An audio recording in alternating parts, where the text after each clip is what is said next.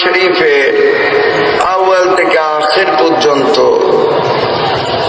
যতগুলো আয়াতে কারিমা আল্লাহ তাআলা নাজিল করেছেন, প্রতিটি আয়াতে কারিমার উপর ঈমান রাখা আমাদের জন্য ফরজ। আমাদের আরো ঈমান রাখতে হবে। আল্লাহ হাজিরি, আল্লাহ নাজিরি, আল্লাহ মাহি।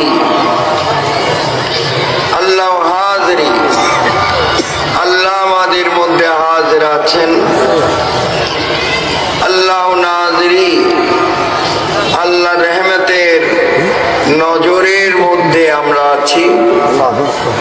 আল্লাহ মাহি, আল্লাহ আমাদের মধ্যে মিশে রয়েছে।